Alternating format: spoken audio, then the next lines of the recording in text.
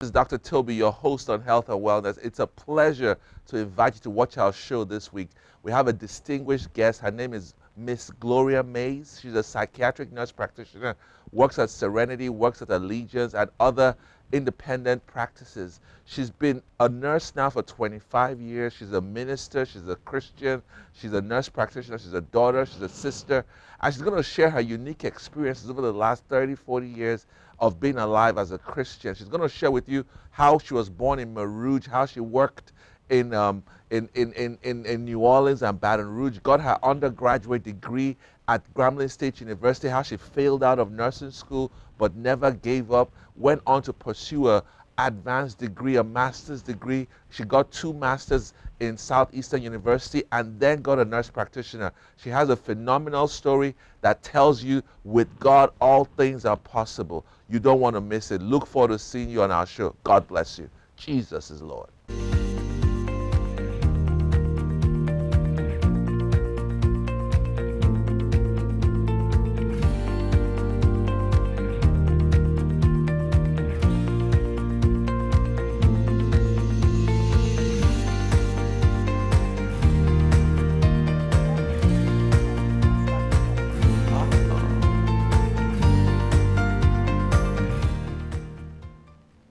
Hi, this is Dr. Toby, your host on Health and Wellness. Don't touch that dial. We are delighted to have you on the show today. We have a delightsome guest, Ms. Gloria Mays. Ms. Gloria Mays is adjunct professor at Northwestern, and she's currently a psych nurse practitioner in the state of Louisiana.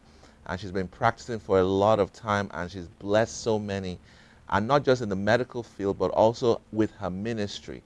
So we are bringing her on the show today to talk to us about health and wellness. Welcome on the show, Ms. Mays. Real pleasure having you. Thank you. Thank you I'm so honored much. to be here. We are so delighted to have you as part of our ministry, part of our show today, because you've been a spiritual help in this last days to help fight the kingdom battles. But we're going to focus on some things that you're doing currently. I wanted to talk about nursing because right now we're in the middle of a COVID pandemic. We are literally seeing a decimation of our nursing staff. People are leaving the state of Louisiana and going to other places where they offer them better money. So I wanted to talk to a nurse. And especially with the COVID pandemic, there's been a lot of depression, anxiety, and a lot of post-traumatic stress, and people are just becoming, shut in and shut out. So I wanted to talk a little bit about that, and I wanted to motivate some young girls, some young boy out there who is thinking of nursing. So I wanted to ask you questions pertaining to nursing to see if they will see the benefit of what you have seen in the last, how many years have you been practicing? Oh, over 25 years. 25 years of Yes, nursing. yes, yes, Wow, wow, wow. yes. So let's start from the beginning. Why nursing? What made you move in that direction? You went to high school. Where was that? In Marouge, Louisiana. Marouge. Yes, Okay. that great metropolis. Small A town. village, yes, it's a Okay. village. You'll see the sign that says the village of Marouge. It's in northeast in Morehouse Parish. And I went to high school at Delta. And actually, in the summer that I graduated, I got a job at the nursing home. It's still there, the Wow. Oakwoods Nursing Home. And previous to that, I got a summer job at the hospital at Morehouse General. And that really made an impression upon me. But initially, I wanted to go into dentistry. And Oh. then I loved animals, and then I wanted to go in veterinarian.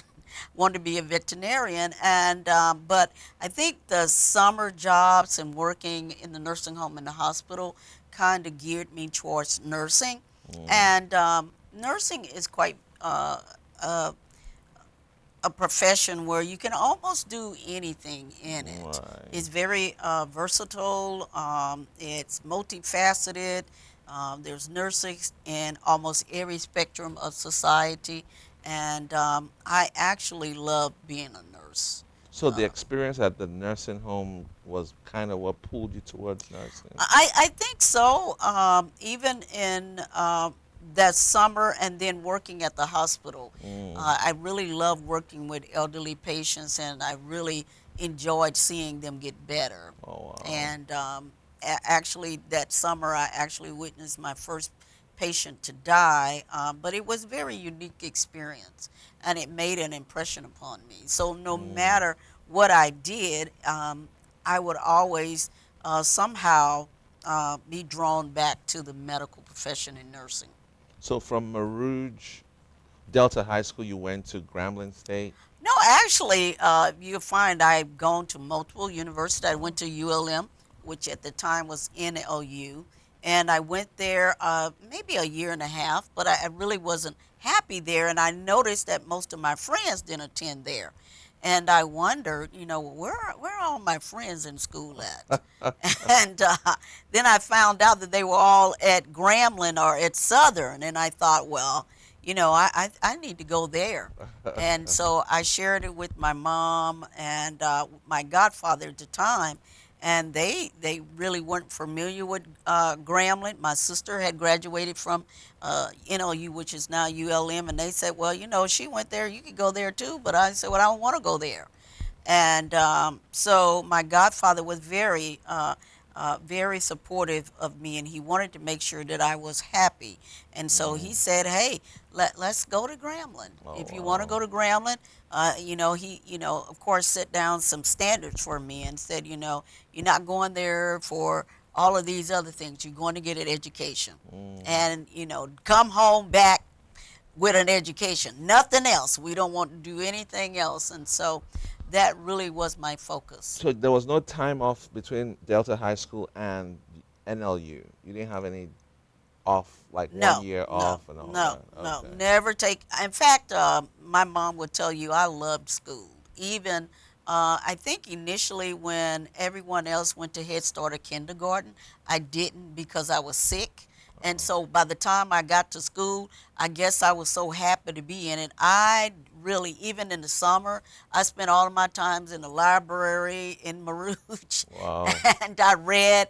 My mom had encyclopedias, but there were four books called the doctor books, and she forbidded us, don't read those books. And I remember one time we were laughing and we said, well, Mom, why didn't you want us to read those books? Because she said it had naked pictures in there. It was the Oh. human body, and but of course, and they said, well, she read them, and I read them from front to cover, and they were all interesting. But of course, as a child, I thought I had every one of those diseases too. And I would actually doctor on all of my animals. Oh wow. Yes. What kind of animals did you have? Dogs. Wow. We loved animals. We loved dogs. I still love dogs. My sisters and I, we named all our dogs. One time we had so many, we named them all after the disciples. Oh wow. Yes, so it was. All 12 disciples. Yes, yes. We had about four of them: Matthew, Mark, Luke, and John. And when one would run off and run away, we'd get another one. Here come Peter, and so we were. So tell us how you ended up as a nurse, psych nurse practitioner. So you did maybe 2 years or 3 years at Grambling, I presume, to get your RN. Yes, yes. I Okay. graduated at Grambling, and then from Grambling, um, during the summers being in school at Grambling, one summer I got an externship at Ochsner Foundation Hospital in New Orleans. My brother actually lived in the West Bank in Marrero. He was a welder for Avondale Shipyard, and so for the summer, I went to live with him, and I decided that I was going to apply for a job, and I applied, and Ochsner gave me an externship. Oh, I wow. thought my externship was going to be in nephrology, or I thought I was going to be what they call a candy striper. But they said no, we need people in surgery, and the class starts tomorrow. Are you willing to go? What's a Uh, candy striper? a candy striper is a volunteer nursing student that Okay. helps in the hospital, but I guess now would be what you call a tech, but back then they Okay. just called them candy stripers. Okay. And we had a little apron that was red and white, like Oh, candy really? stripes, yeah. But at Ochsner, I got the in the externship program for surgery, and we got the same training as the surge technology professionals, Oh wow. and we scrubbed and we worked in circulating, and we helped in the instruments room, and we also went with the surgeon to follow up with the patient. And so it was maybe 5 students, and many of them was fainting every day. The first surgery, looking at the Really? blood. But I prayed and I asked God, please, I held on to that table, Right. and it was interesting. And I actually finished the program. So Okay. once I finished, they knew I was in school. They offered me a job, Oh wow. right on the spot. And so I worked in surgery, in oral, colon, and rectal, and I did some cardiology, but Okay. mostly general surgery. General surgery. Yes, Wow. doing gallbladders, ulcers, and we did do some facial and Okay. reconstruction at the time. A lot of hernias, I'm sure. Yeah. Yes, even in little boys. Right. You'd be amazed by children and their strength when they're in Right. surgery. Yes. So, but you ended up as a psychiatric nurse practitioner. Yes. When in at Grambling, we did one of our rotations at the VA hospital on their psychiatric unit. And In Monroe? no, in In Shreveport, Shreveport, okay. yes. And I had a patient who was a Vietnam vet that caught a liking to me. And Mm. doing their arts and craft, he made me a ceramic bear. And he Wow. presented it to me on on the last day, and all the other students went, well, what did he do that for? And that was really touching. Right. But when I got ready to go in graduate school, I did not go in psychiatry. I actually, at that time, went in education and administration. Oh. But when I took an assessment just to see where my skills lied, and I had high skills Mm. in psychiatry. And they was like, you sure you don't want to go in psychiatry? No, no, no, my real goal was really to teach other people to go in surgery. Wow. And but I went to class the first day and I thought, I don't like this. And so I immediately went and changed my major to psychiatry. And so Wow. that's how I ended in psychiatry. So 25 years later, do you have any regrets about your career decisions? And I know regrets are not what Christians typically like to reflect on, but it's we're all learning, we're all seeing the past, and like somebody said, hindsight is always 2020. So if you see the past, you can always make mistakes. So do you think would you regret ever doing anything you did, working in Ochsner in New Orleans, studying as a psych nurse practitioner, being an independent, literally almost an independent practitioner? Would you say you would have done things differently? Maybe you'd have moved to Europe or Well, Asia or and that's a real good question, and everybody always asks me that, especially when I'm in foreign country doing missionary work, and I tell them that I believe that if I were married and had children, and then I would have made different decisions. I probably wouldn't have been more. I probably would have been more conservative, and maybe not traveled as much. But when it came to psychiatry, I do remember praying and asking God, what does the future hold in medicine? And He told me that it would be in psychiatry. And then in the 90s, psychiatry really, it was the decade of the brain. And there were right. so many different innovations and new knowledge that was coming upon the horizon, and we were finding out that everything that we thought we knew about the brain and neurons and cells, and Mm, we learned that, hey, that wasn't true, right. and that there were greater possibilities that our clients could actually recover. Mm, And I actually wanted to be a part of that. And so that was very interesting to me. And at the time, I actually came in contact with a physician by the name of Anita Kablinger. She worked at okay. LSU at the Psychopharmacology Research Center. And at one time, they were trying to actually hire me. Mm, And at the time, I wasn't a nurse practitioner. I was a clinical nurse specialist. and I was very, very interested in the work that they were doing. In And research, right? yes, in Wow. psychopharmacology research. And even though I don't even recall what happened, I think I got another offer and ended up taking oh, I know, I took a chief nursing officer Oh, position, which paid considerably more. And I had, a minor in administration. So okay. I said, well, I worked all my other talents. What Let me was work that that in talent. Shreveport or was that in New Orleans? This I applied for the administrative. job in Shreveport. No, and that job at that hospital was in Baton Rouge. Okay. Yes, so, So you've lived in New Orleans, you've lived in Baton Rouge, and in Chicago. Yes, Chicago. yes. And I got my nurse practitioner in Missouri, Oh. University of Missouri, Columbia. What were you So doing in Chicago, if I may ask? my godfather lives in Chicago. So you Yes, and worked so as a in the nurse? summer, yeah, in the Oh. summer, I would go and visit him. Oh, wow. And so he wanted to make sure, as he said, he wanted to make sure I was well rounded. Mm. And when I got ready to go to graduate school, he actually flew down with me for us to go and look for housing. And he wanted me to understand that even though I lived in Louisiana, that Baton Rouge and New Orleans were significantly different than growing up in Rouge, and he wanted me to Right. make sure I understood that. Interesting.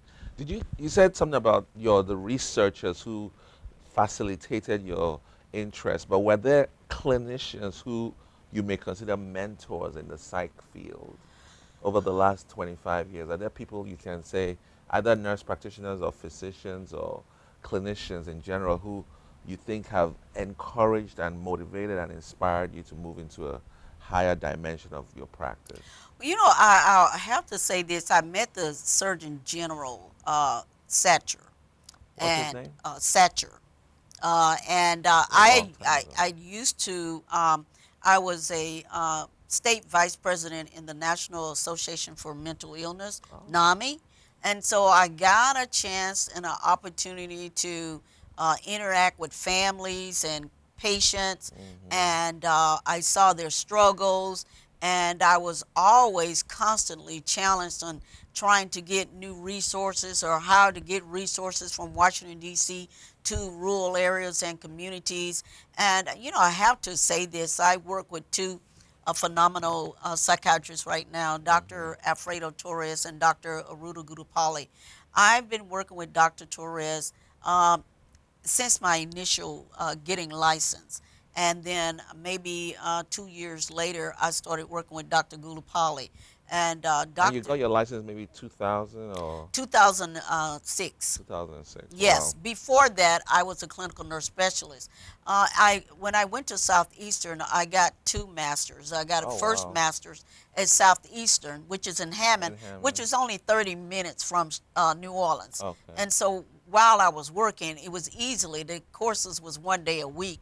I could Mm. just drive back and forth. And then my major was psychosocial nursing. And at the Mm. time, they didn't have nurse practitioner. They only had clinical nurse specialists. So you could still use that. And it had four different role types, Oh. being a clinician, a researcher, a community advocate, and also being an expert. Mm. And I utilized all aspects of that degree. But once nurse practitioner came into being, and it actually got approval in the state of Louisiana, those who were clinical nurse specialists could have been grandfathered in, Hmm. but you would not be able to prescribe medicine. That's You would have to go back and get a degree, and so that many of them just took that. But I didn't want that. I truly wanted to fulfill the role, Hmm. and so that's why I went into back and got a post master's degree in Wow. nurse practitioner. I Very went awesome. outside of the state because uh, at the time there were not many programs, and if they were quite new, and I really wanted to go to a Hmm. program that was established. And there were two, maybe three, at Duke, University Texas Arlington, and University of Missouri. University of Missouri nurse practitioner is in the medicine program, Mm. and so the medicine and nurse practitioners all had the same rounds and rotation. So we were all uniquely learning a thing, Wow. the same thing. And I think many people don't understand that a nurse practitioner is a medical model and not a nursing model. Right.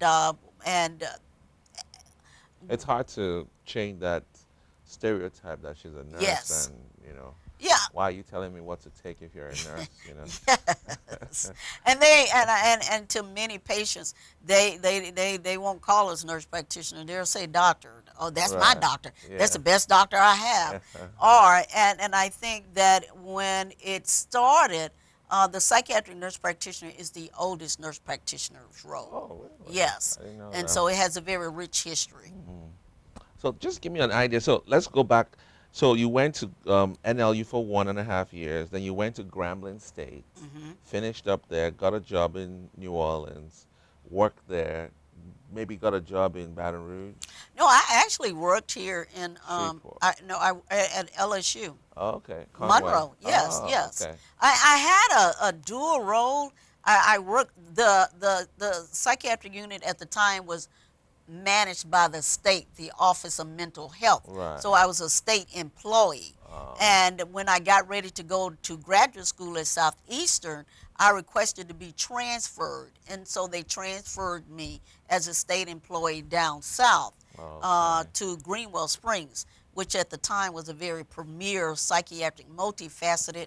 It had children, adult, Oh, wow. addiction, ICU, and then the residents at LSU were there on staff, and they actually lived. They had housing accommodations there. And so I was the house supervisor, Wow. which was a very unique role. And while there, I was going to graduate school. So you did 2 masters Yes. and a nurse practitioner.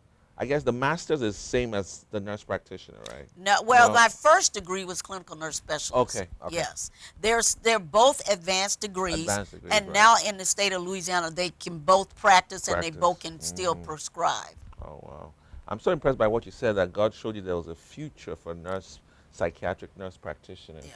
So God spoke to you that about maybe, let me say, 12, 15, 16 years ago. Yes, yeah, and actually, he told me, and he said that mind would be stressed, and that the souls of man would be compromised by the way they lived. And at the time, I didn't really understand. I didn't really understand. I didn't understand it, but now I certainly see all of that. The souls of man is very compromised. Wow. Mind, your will, intellect, especially in the United States and essentially the world. And when you look at the indices and the statistics from the World Health Organization, depression, anxiety, main reasons for disability and people being out of work, you find out. And then in the last 18 months with COVID, the resurgence and the increase in Right. depression and anxiety and suicide. And then when you had it from all the military veterans. Post-traumatic. Yes. Right. So do you think, so you work more of an inpatient service, like an acute service? No, I do in and outpatient. You do in and out, I see okay. patients in my office. Because I was trying to paint a picture for my viewers. Some of them want to go into nursing. They want to know what is your day like. And they want to know how you got to where you got to. Did it take you 10 years? Yes, Did it take you yeah. $100,000 in Yeah. student loans? Yeah. How did you, they want to just be aware of your journey. Well, if you want to go to graduate school in nursing, I think it's changed a little. I don't. You do have to take a entrance examination. You do have to pay for it. I think most degrees now are 40 hours. It is expensive, no matter what. However, because of the nursing shortage, there are a lot of scholarships and tuition assistance and stipends and different models. Johnson and Johnson. In fact, when I got my second master's degree, I even got a scholarship from Ford Foundation. And so, yes, you will have student loans. Actually, you'll be able to pay them off. And I think just like some physicians, if you go to rural Right. areas, Health you service can, providers, yeah, right. you can. Or even if you go into what we consider a federal clinic, you can get your loans paid off or cut in half. And so what I would say is to what I have observed, because I taught nursing in higher education as well, and I often tell students, make sure you have a passion for it, Mm, because it is a calling. that's right. I tell people it's not just something you do today and tomorrow you don't want to do it.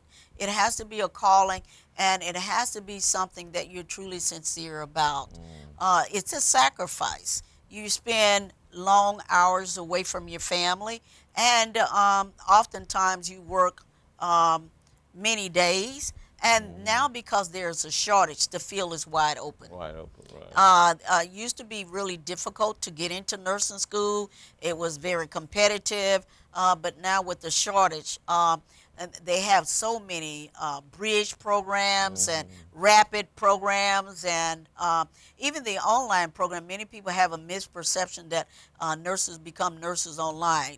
They have classes online, but they do have to do They have their in-person clinicals, right. clinicals. Yes. Okay. And to be a nurse practitioner, most of them have to do 5 to 650 hours, and And it's what's your pretty typical vigorous. day like? For me, Mm-hmm. because I am an independent consultant for 2 hospitals, it usually starts with me making rounds, and I see patients, and then I will remain there and do some charting, and then if I have patients assigned to me at my office, and then I see patients in my office.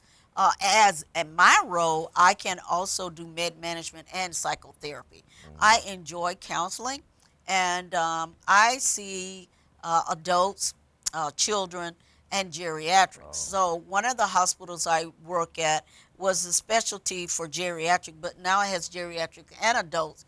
And then the other hospital that I work at is adults. So that's 21 years and that's the above. allegiance, right? That's Serenity Springs. Oh, Allegiance is adult and geriatric. oh, okay. Yes, yes. Brentwood, you don't work at Brentwood? No, No, no. okay. Brentwood does a lot of, I know they do teenagers too. Yes, they have children's unit, child and adolescence, addiction, adult, and geriatrics. Wow, Yes. pretty awesome. I want you to think about it. We're going to talk about your role as a nurse when you go on the mission field. Oh, I want yes. you to talk about what a nurse can bring to the mission table Yeah. and how you can advance the gospel as a nurse, because your vocation is actually a platform for God to reach the lost and save those who are not saved through it. So you can be a nurse and reach souls, you can be a pastor and reach souls, you can be a doctor and reach souls. Every man needs to hear the gospel from somebody, and you Yes. might be the last person that Definitely. that patient sees. Yeah. In fact, we have this statistic that says that more people die Mhm. going through the doctor's office or hospital than they do through the churches. So most times we have a better chance of touching a man who's about to die or a woman who's about to die than the pastor. That last minute, that end of life encounter. So we're going to come back and talk further with Miss Gloria Mays, psychiatric nurse practitioner here in the area, a Christian, a minister, and a nurse practitioner of extreme 25 years, incredible value brought to the society. Don't miss it. You'll be blessed. God bless you. Amen. Thank you.